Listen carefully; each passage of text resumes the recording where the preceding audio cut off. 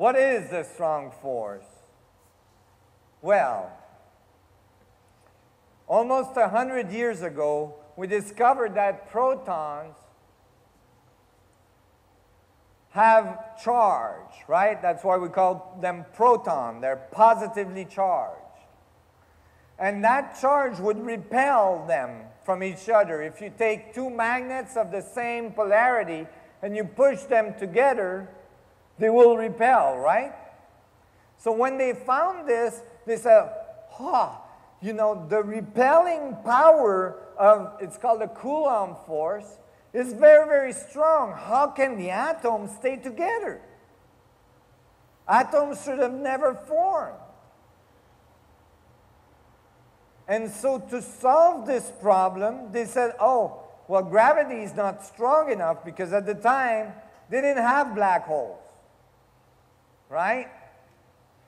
So they said, we're going to invent a new force. We'll call it the strong force. Because it has to be very strong. In fact, it would have to be the strongest force in the universe. And they assume that it was there because the atom is together, so there must be a force squishing it together.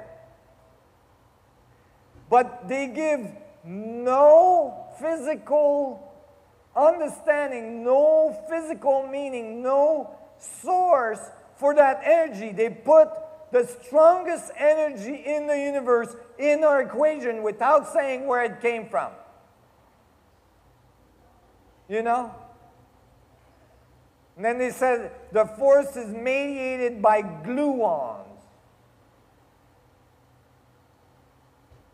The glue.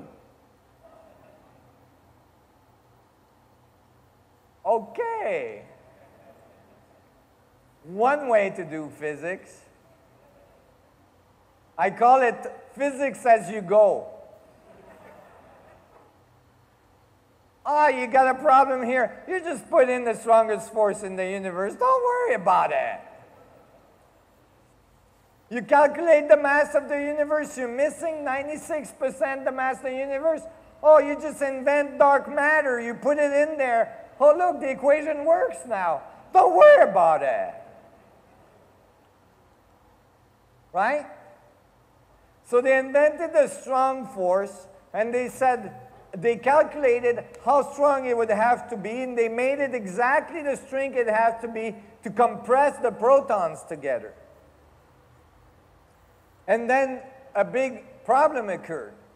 Later on, they discovered that there was quarks, little smaller particles inside the proton, in a teeny, teeny radius that are charged, and they said, oh, now these things are compressed into a smaller radius again.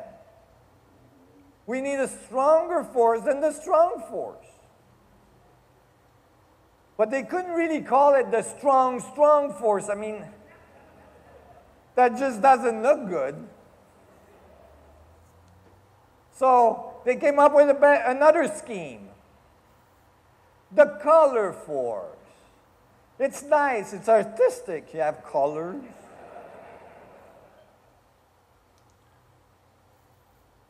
And they said, oh, the color force will make the color force infinitely strong. Like that.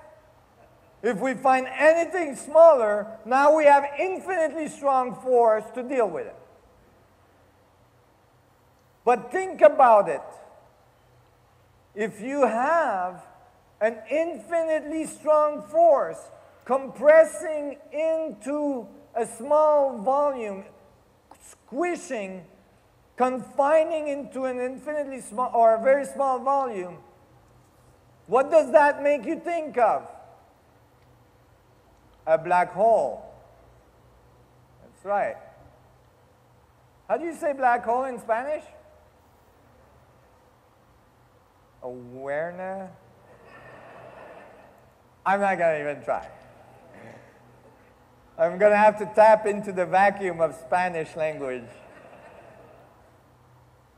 And so, this squishing was not given any source. Imagine throwing in your physics an infinitely strong force, but not saying where it came from. So obviously, when you ask a physicist how strong is a strong force, they don't really have math that tells you how to calculate it. They have latex QCD, but there's no comprehensive answer. So they tell you a comparison to something they know, which is gravity. So they say, how strong is a strong force? They say, well, if gravity is 1, guess what? The strong force is 10 to the 38 to 10 to the 39 times stronger. You see, the difference between the standard model and my model is that in my case, I accounted for the energy necessary to confine, to hold everything together. They just threw it in with no source. So in my case, it's gravity that's doing the job. That's holding everything together. Gravity in standard model is the weakest force of the universe. In this model, gravity is the strongest force of the universe. It holds everything together.